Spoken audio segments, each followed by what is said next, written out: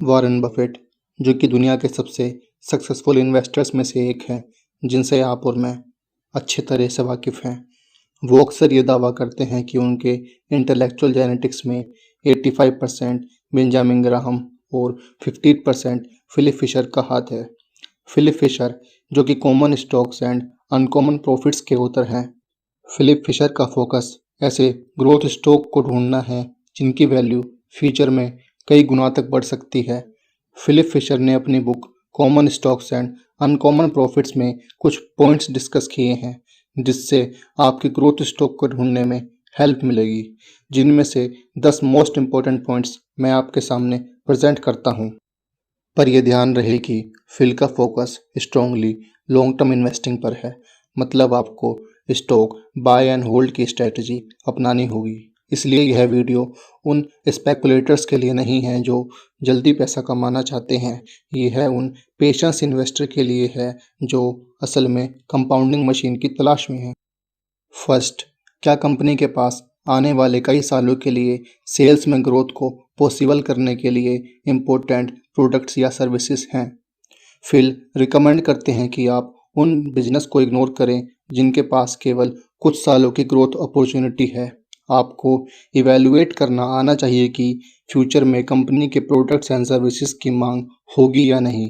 आपको कम से कम आगे आने वाले 10 सालों की अर्निंग पोटेंशियल को एज्यूम करना आना चाहिए, जैसे HUL, रिलैक्सो, पिडिलाइट एटसेट्रा। इन कंपनीज ने 10 साल पहले से भी इन्वेस्टर को एक अच्छी वेल्थ क्रिएट करने में बहुत हेल्प की है और उम्मीद है आगे आने वाले कई सालों में भी इनकी ये परफॉर्मेंस कंटिन्यू रहेगी। सेकंड, क्या कंपनी के मैनेजमेंट ऐसे प्रोडक्ट्स एंड सर्विसेज के डेवलपमेंट को कंटिन्यू रखने में फोकस करते हैं जो आगे भी सेल्स की कैपेसिटी को और भी बढ़ाएंगे? फिल इस बात की तलाश में है कि मैनेजमेंट प्रोडक्ट्स को सुधारने के साथ साथ नए डेवलपमेंट करने की कोशिश में R&D डिपार्टमेंट को कैपिटल एलोकेट करना चाहते हैं या नहीं। कंपनीज का फोकस सेल्स ग्रोथ के साथ साथ रिसर्च पर भी होना चाहिए। इससे कंज्यूमर बिहेवियर समझने में हेल्प मिलती है, जैसे रेस्टोरेंट कंपनीज जिन्हें पता है कि किस जगह क्या खाना पसंद किया जाता है, उसके अकॉर्डिंग ही वो अपना मेन्यू डिसाइड करती हैं। बजाज फाइनेंस भी इसका एक बहुत अच्छा एग्जाम्पल है, जिसके पास कस्टमर का एक बहुत बड़ा बेस है, जिससे डाटा कलेक्ट करके वो क्रॉस सेलिंग से अपनी सेल्स को बहुत बड़ा हिस्सा जनरेट करते हैं। थर्ड, कंपनी के R&D टीम के एफर्ट्स कितने इफेक्टिव हैं? फिल कहते हैं कि आप एनुअल रिपोर्ट से R&D एफर्ट का एनालिसिस नहीं कर सकते, क्योंकि इसके बारे में एनुअल रिपोर्ट में क्लियरली कुछ मेंशन ही नहीं होता। इसके बजाय फिल रिकमेंड करते हैं कि इसे क्वालिटेटिव नज़रिए से देखें। उनका सजेशन है कि इन्वेस्टर इस बात पर एक नज़र डाले कि कंपनी हर साल कितने नए प्रोडक्ट्स प्रेजेंट करती है और ये टोटल सेल्स और प्रॉफिट में कितना कंट्रीब्यूशन करते हैं। एक कंपनी जिसने 10 साल में अपने साइज के अकॉर्डिंग प्रॉफिटेबल प्रोडक्ट्स को सक्सेसफुली प्रेजेंट किया है, उनसे आप फ्यूचर में भी ऐसा करने की उम्मीद रख सकते हो। फोर्थ, क्या कंपनी के पास अबव एवरेज सेल्स डिपार्टमेंट है? फिल बताते हैं कि किसी भी कंपनी में एक अच्छी तरह से काम करने वाला sales department most important factor है। फिल कहते हैं कि इन्वेस्टर्स को नंबर के पीछे की स्टोरी देखनी चाहिए, जो कि आप क्वालिटेटिव अप्रोच लेकर कर सकते हैं, जैसे IBM अपने सेल्स स्टाफ की एजुकेशन और ट्रेनिंग में अपने टाइम का 1/3 पार्ट स्पेंड करते हैं। एक कंपनी जो लगातार अपनी सेल्स को ग्रो करने और अपनी सेल्स फोर्स के डेवलपमेंट पर फोकस करती है, वह एक अच्छी कंपनी है जो लॉन्ग टर्म में शेयर होल्डर्स की वैल्यू पर फोकस करती है। फिफ्थ, क्या कंपनी के पास अच्छा खासा प्रॉफिट मार्जिन है? फिल इन्वेस्टर्स को बताते हैं कि सेल्स ग्रोथ केवल वैल्यू ऐड करती है। आपका फोकस इस बात पर होना चाहिए कि कंपनी अपने ऑपरेटिंग प्रॉफिट को भी बढ़ा रही है या नहीं, मतलब कंपनीज के ऑपरेटिंग एक्सपेंस कंट्रोल में रहने चाहिए, जो सेल्स बढ़ने के साथ साथ ना बढ़े। अगर ऐसा हुआ तो सेल्स ग्रोथ से कोई फ़ायदा ही नहीं होगा। ये अक्सर ऐसी कंपनीज में देखने को मिलता है जिसमें कैपिटल कम लगती है, जैसे camps, IEX, HDFC AMC etcetera. Sixth, profit margin को कंटिन्यू रखने या इम्प्रूव करने के लिए कंपनी क्या कर रही है।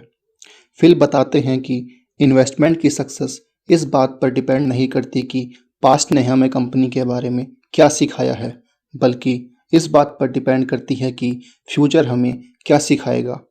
इन्वेस्टर्स को यह इवैल्यूएट करना होगा कि कंपनी से पास्ट के प्रॉफिट मार्जिन को कंटिन्यू रखने या फ्यूचर में इम्प्रूवमेंट करने की उम्मीद की जा सकती है या नहीं।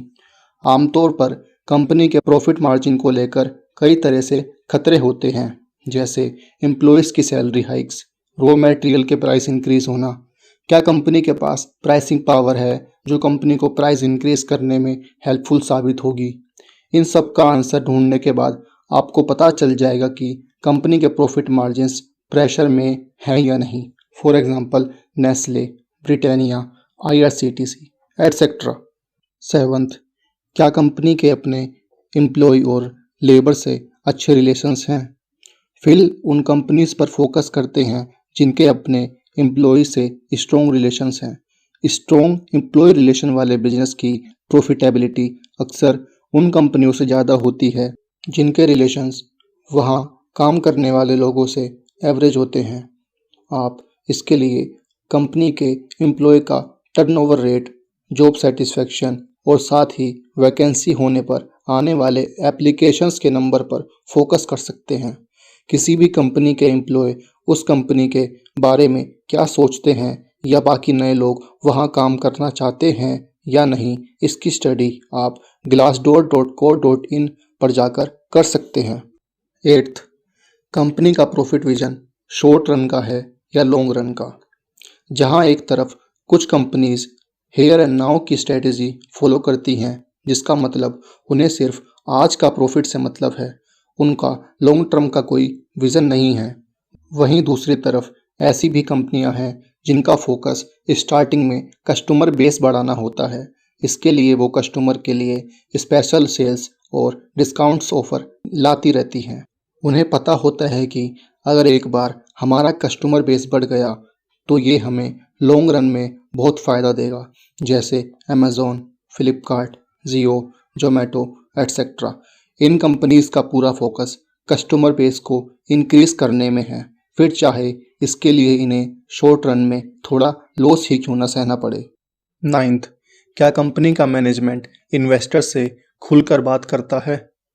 कहीं ऐसा तो नहीं है कि जिस साल कंपनीज को अच्छा प्रॉफिट होता है तो मैनेजमेंट बढ़ चढ़कर बात करते हैं, हर जगह इंटरव्यूज़ देते हैं, लेकिन जब किसी साल लॉस होता है तो कहीं छुप कर बैठ जाते हैं।